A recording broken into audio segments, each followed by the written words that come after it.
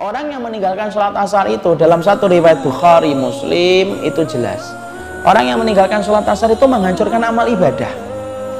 Makanya Nabi kemudian mengatakan, man taraka sholatal asar faqad habita amaluhu. Barang siapa orang yang telah meninggalkan sholat asar, sesungguhnya orang yang telah meninggalkan sholat asar itu terhapus amal-amalnya. Itu orang yang meninggalkan sholat asar. Di situ kita paham ya, sholat itu yang diwajibkan oleh Allah dalam keseharian kita itu lima. Tetapi tidak semua sholat itu mempunyai kedudukan yang sama di hadapan Allah. Sholat subuh itu beda dengan kedudukan sholat duhur. Dan kita juga harus mengerti bahwasanya sebagaimana surat itu tidak semuanya memiliki kedudukan yang sama di hadapan Allah. Contoh, Bapak membaca surat An-Nas itu tidak pernah sama dengan Bapak ketika membaca surat Yusuf. Walaupun surat Yusuf lebih panjang, tapi surat Yusuf keutamaannya tidak mampu mengalahkan surat An-Nas. Walaupun surat An-Nas itu hanya 6 ayat. Bapak membaca ayat kursi itu tidak sama dengan Bapak membaca 10 ayat di dalam surat Ar-Ra'd. Kenapa? Karena beda ayat kursi yang satunya. Kenapa? Karena sesungguhnya segala sesuatu ada sisi perbedaannya di sisi Allah. Sama, sholat itu semuanya wajib, itu berharga di hadapan Allah. Tapi ada sholat-sholat yang lebih besar keutamaannya. Sholat subuh itu beda keutamaan dengan duhur. Sholat asar beda keutamaannya dengan maghrib. Itu beda.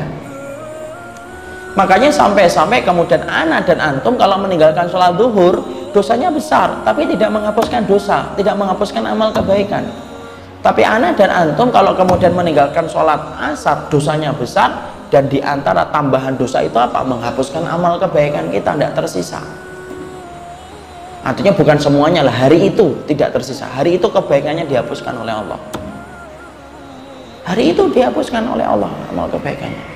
Bukan berarti kalau kita ngetahui hadis ini kemudian akhirnya kita salah loh memahaminya.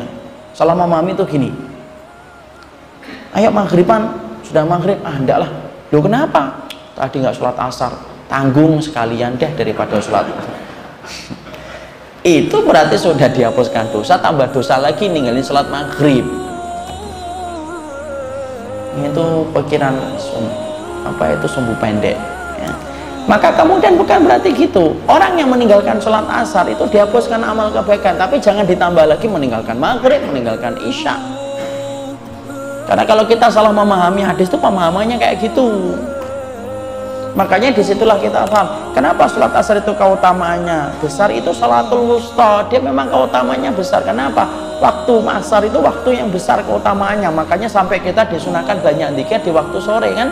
Sampai Allah saja bersumpah di waktu asar, wal asri. Jadi kalau boleh saya nyampaikan, di antara 24 jam Allah itu memberikan waktu sama kita, urutan ya, prioritinya itu dari awal sepertiga malam, yang kedua habis subuh, yang ketiga duha, kemudian duhur ada keutamaan enggak? Duhur ada keutamaan, makanya disuruh tidur kan? Disuruh apa? Tidur apa? Qailulah, tidur sebentar. Kenapa kok kita disunahkan untuk tidur qailulah Ustaz? Karena setan tidak pernah tidur siang. Makanya kita disuruh untuk menyelisihi setan, disuruh bubuk siang ya. Maka kemudian asar, keutamaannya asar itu besar. Makanya disuruhkan, makanya Allah kalau menyebutkan zikir, yaitu adalah zikir itu apa? Pagi dan sore zikir itu. Kenapa? Karena memang besar. Khusus pada hari Jumat sampai Allah jadikan doamu yang paling mustajab itu ya fihi sa'atun la yuwafiqu abdun illa atahu iyahu. Ada 1 jam pada hari Jumat yang mana kalau kamu berdoa tidak pernah ditolak oleh Allah. Kapan itu? Hari Jumat. 1 jam faltamisuha fi akhiri sa'atin minal asar. Cari itu 1 jam sebelum tenggelamnya matahari. Masya Allah. Sore tapi itu. Jadi kalau misalkan pas hujan, Masya Allah, hujan, kemudian pas hujan hari Jumat habis didolimin orang, wah Masya Allah, tembus itu. Jadi kalau kemudian nulis aja status, kalau mau mendolimi saya hari Jumat ya gitu. Bagi yang suka mendolimin orang yang tidak tobat-tobat itu loh ya. Ini kalau kamu tidak bosan-bosan dolimin saya, silahkan teruskan, habiskan kekuatanmu untuk mendolimi. Tapi tolong ya ketika hari Jumat diperbanyak. Dan kemudian gini, didolimi tuh hari Jumat, didolimi, udah gitu safar lagi, wah Masya Allah, udah lengkap itu Masya Allah.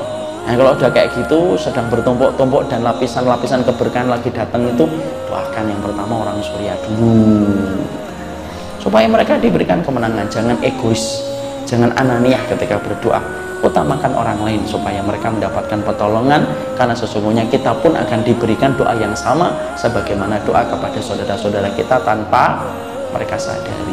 Dan itu saudara-saudara kita di sana lebih berat mendapatkan doa kita. Ya, disitulah kita paham waktu sholat asar itu berkumpulnya yaitu malaikat siang dan malaikat malam. Itu kumpulnya di mana? Sholat asar itu kumpulnya di waktu asar. Makanya kemudian sampai Rasulullah SAW, karena saking besarnya kedudukan sholat asar, sampai Nabi mengatakan allati tafutu sholatul asri ka'annama wutira ahluhu wa maluhu. Maka sesungguhnya orang yang tidak mengerjakan sholat asar, maka seakan-akan dia telah luput atau telah kehilangan wutira maluhu, dia kehilangan seluruh hartanya, wa maluhu wa ahluhu, dan seluruh keluarganya itu hilang. Ya, jadi seakan-akan kemudian orang yang meninggalkan sholat asar, sampai Nabi kemudian mengatakan orang yang meninggalkan sholat asar, man taraka sholat alladzi tafutuhu sholatul asr ka'annama wutira maluhu wa ahluhu. Orang yang luput dari sholat asar, maka sesungguhnya dia seakan-akan kehilangan hartanya dan kehilangan seluruh kemudian keluarganya. Itu saking kayak gitu. Bapak pernah nggak bayangkan pagi-pagi bangun, istrinya meninggal, anaknya meninggal, semuanya meninggal dan hartanya habis kecuali baju yang melekat di dalam tubuh. Nah itu persis sebagaimana orang kedudukan itu, bagaimana orang yang ketinggalan sholat asar. Ya, makanya Masya Allah sholat asar itu harus mendapatkan perhatian yang besar.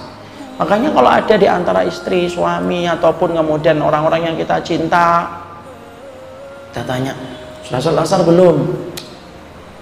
Masih terang, nanti bentar lagi. Nah, itu di kantor biasanya gitu. Sering nggak kita lihat di masjid-masjid kantor itu Pak, masih banyak karyawan di kantor itu 5:30 baru sholat. Padahal kemudian sholat ketika jam 3:15 itu pun juga dia 4 rakaat, sholat 5:30 juga 4 rakaat. Kenapa kok kemudian sampai mengakhirkan? Karena bibit kemunafikan mulai tumbuh di hatinya dan jiwanya. Itu yang menjadikan akhirnya gagal untuk bergegas di dalam melaksanakan sholat asar. Ya, jadi di situ kita paham, perhatikanlah sholat asar, perhatikanlah sholat asar. Bagaimana dengan orang yang meninggalkan sholat asar terus menerus, Ustaz? Terus tiap hari ninggalin sholat asar, tiap hari meninggalin sholat asar. Ya sudah, selama puluhan hari dari hari yang dia tinggalkan dalam sholat asar itu, maka dia itu tidak ada amalnya yang diterima. Itulah yang tadi kita katakan. Karena besarnya keutamaan yang dimiliki oleh sholat asar. Ya, dan kita harus paham, termasuk di antara sunnah sholat asar itu apa? Di antara sunnah sholat asar itu disunahkan bagi kita sholat asar, sunnah sholat qobliyahnya itu 4 rakaat, walaupun tidak termasuk rawatib, tapi ini termasuk salah satu amalan yang membangun surga dengan hadis yang sahih. Kan kita selama ini taunya apa? Tidak ada qobliyah dan tidak ada ba'diyah asar. Ada hadisnya sahih, 4 rakaat sebelum asar, 2 rakaat, 2 rakaat. Kenapa? Sifat sholat sunnah itu 2 rakaat salam, 2 rakaat salam.